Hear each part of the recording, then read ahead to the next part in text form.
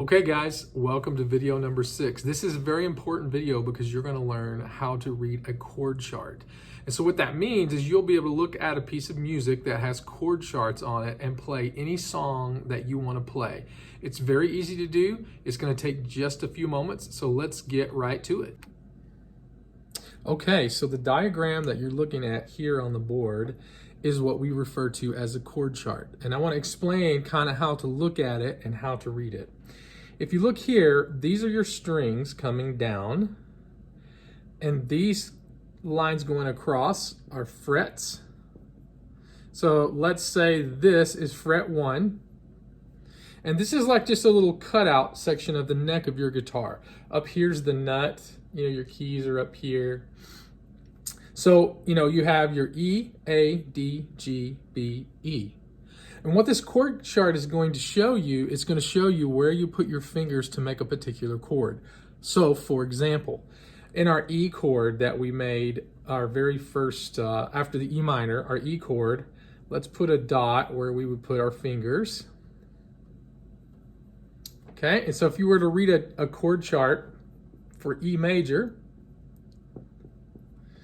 the dots would look like this. Now, just to let you know, just to remind you, this is the thin string here. This is the thickest string here, so that you're oriented. Now, at the top here, you'll have some symbols. One of them you'll see is an O, and that means just hit the string open without noting it.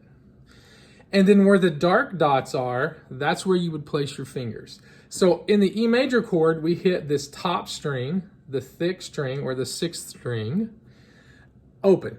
And then we note here in the 2nd fret, and here, and here. So this is what a chord chart looks like for the E major chord. Now, sometimes you'll see an X. And what that means, and that's not for this chord, but what that means is don't hit that string because that note is not in this chord. You'll also see sometimes they'll change the fret, so you won't have a nut and it'll say fret 7. And that way it only shows a small section of the guitar neck where you're placing your fingers. Okay, in this video, as we get further into it, I'm going to introduce 2 new chords to you, the C major chord and the D major chord. And we're going to do that via the chord chart that we have. But before we do that, I want you to understand something going forward. If you're reading a piece of music, if you're looking at a guitar learning book or whatever, they're going to refer to fingers as 1, 2, 3, 4. So I'm going to show you. So this finger, that's your pointer finger. That's number 1. Middle finger is number 2. The ring finger is number 3. And the pinky is number 4. So going forward, when we mention fingers 1, 2, 3, 4, that's all we mean is 1, 2, 3, 4. Okay? So that'll help you when you're learning these chords. So here we have a chord chart. We're going to learn the C chord. Now, I don't have major spelled out because most of the time you won't have it spelled out that way. If it's a major chord, it'll just be the letter. Okay? If it were minor, you would have a small M like that. Or if it was a 7th, you would have a 7. That's a dominant 7. And I'm not going to go too far into that. You'll see a 2 or a sus or all kinds of different chords. But if it's a major, it'll just have that letter typically, okay? So looking here at our chord chart, again, 88 Dynamite, Goodbye Eddie. Fret number 1, this is the thin string. This is the thick string. So we're going to take our first finger, and we're going to place it in the 1st fret on the 2nd string, okay? So typically when guitarists refer to strings 1 through 6, the bottom is number 1, or the thin string, and the top is number 6, okay? Just keep that in mind. Then you are going to skip this string, and you're going to take your 2nd finger, and you're going to place it right here in the 2nd fret on the 4th string from the thinnest, okay? And then you're going to take your 3rd finger, 1 more fret down in the 3rd fret, and you're going to place it right here. Now, there's some interesting things about this chart you need to know. This string is open. This string is played open. The others are noted except for this one. You don't really play this string when you're hitting the C major chord. And the reason why is when you have your finger here on the 3rd fret in the 5th string, that's the C note. And so that's the root, the main note you want to hear when you are making a C chord. So now I'm going to take this information and I'm going to put it on the guitar so that we can see what it looks like on the actual neck. Okay, so here we are with our actual guitar in our hand, and we're going to make the C major chord. So keep in mind, we're curling that first knuckle and that second knuckle. We're taking our thumb behind our neck to give us strength when we push the notes. And we're going to take that first finger, that number 1, and we're going to put it right here, 2nd string, 1st fret. And then we're going to take that second finger and we're going to skip this string and go to the 4th. And I'm on my fingertips and I'm making sure that the fat of my finger is not touching the next string because that'll muffle it out. And then I'm taking my 3rd finger and I'm putting it in that 3rd fret. Now, the C chord when you first start is going to be challenging for you. And that's okay. That's totally normal.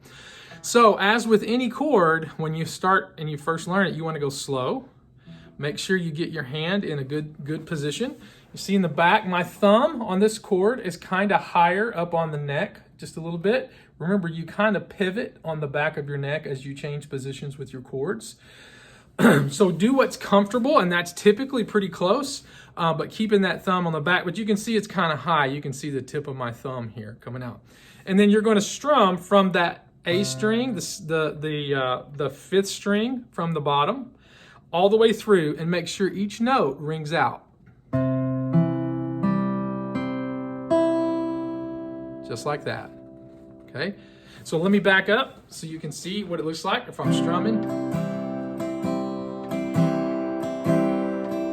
So if I'm doing that 1 strum per beat in a 4/4 timing, it would sound like this. 1 and 2 and 3 and 4 and 1 and 2. Now you want to slow that way down when you're first learning it. Okay, so now we're back at our chord chart. And we're going to learn the D major chord. Okay, so we just learned the C major, now we're moving to the D major. So with the D major chord, you want to take your 1st finger and place it right here in the 2nd fret on the 3rd string from the thinnest, okay? So that is going to be finger number 1. And then you're going to take finger number 2, that's your middle finger, and you're going to place it right here on this bottom string on the thinnest string, like that, okay? And then we're going to take our ring finger and we're going to put it right here. And by the way, this is the D note. That's the root. So when we're looking at this chord chart, it's going to look like this. It's going to X this because that note's not in the chord, in the triad. We'll talk more about that. Don't worry about the terminology. X on that note, which means you're not going to play that note either. This string, the 4th string from the bottom, you're going to play open. And the reason is that, look at that. That's the D note, open. So that's your root, or some people call it a tonic. It's just the key that you're in, the chord that you're in. So you have this string, you're going to strum open. This one you're going to note. This one you're going to note. And this one you're going to note. So that is what your chord chart looks like for D major. Let's put it on the actual neck of the guitar now. Okay, so here's our guitar. I've kind of zeroed in on this portion of the neck where our D chord is going to be played. Remember, we take our 1st finger, we're curling them, we're playing on our fingertips, and I'm going to put that 1st finger on the 3rd string from the thinnest in the 2nd fret. And notice I've kind of turned my hand just a tad bit, just to give me a better angle. And then this 2nd finger is on the bottom string in the same fret. And then I'm curling that knuckle and putting my 3rd finger or ring finger on the 2nd string in the 3rd fret. And remember, we're going to start on the D string and strum the bottom 4 strings. Just like that. So we're not hitting the top 2 strings on the D chord. If you do, it's not too bad if you hit the A because there is a D over A chord, and that usually goes along with what a D will. Not all the time, but try to stay on those bottom 4 strings. Okay, so I'm going to back up If we're strumming this, again, 4/4 timing, this time let's do the down up. And we're gonna go slow. 1 and 2 and 3 and 4 and 1 and 2 and 3 and 4. So you can also arpeggiate it. That's playing one note at a time in a pattern.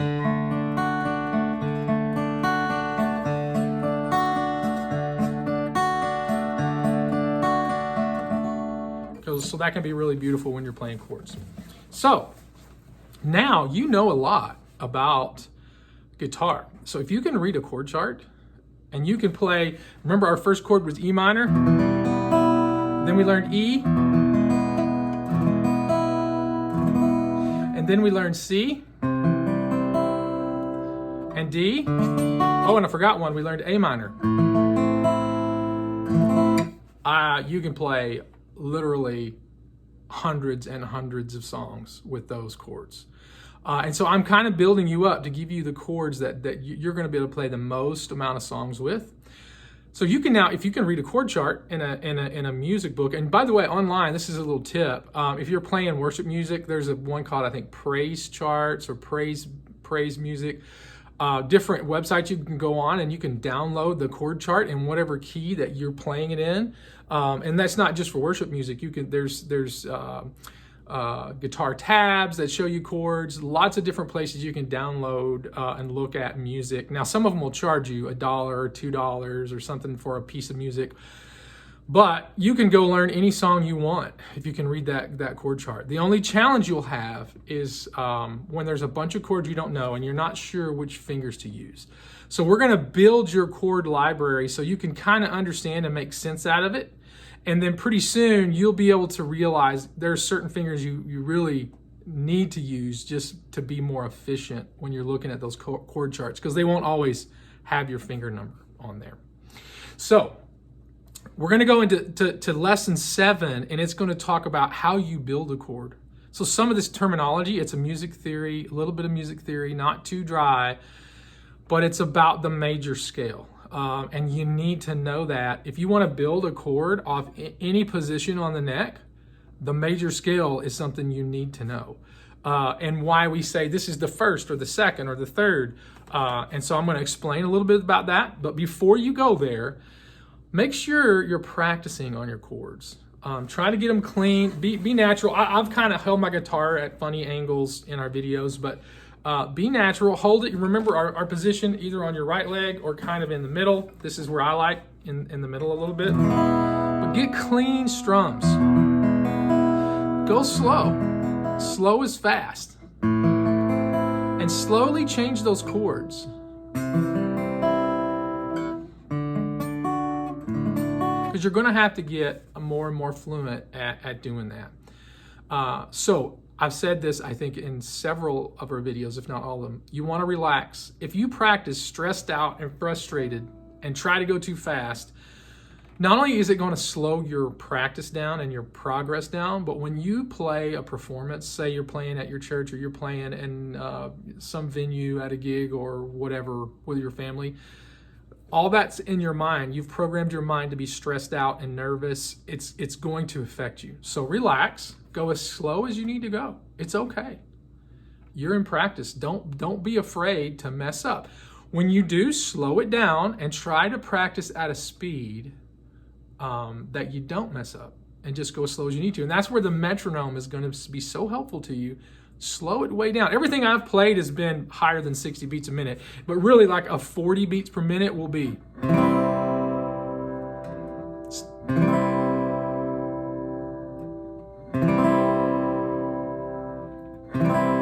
And I'm not exact there, but it's going to be really slow. And if that's too fast, go back down to 20. Go as low as you need to go. Get your fingers right and let it take the amount of time it needs to take to change that chord. Think about when you're playing, every one of those notes is a piece of music. It sounds beautiful.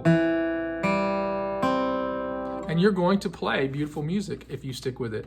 Thanks for watching our video. I hope you do subscribe. I haven't mentioned that, and hit like. It does help the channel, helps me make more videos, things like that. But hopefully we can help you, and can't wait to see you in the next one when we talk about the major scale in video number 7.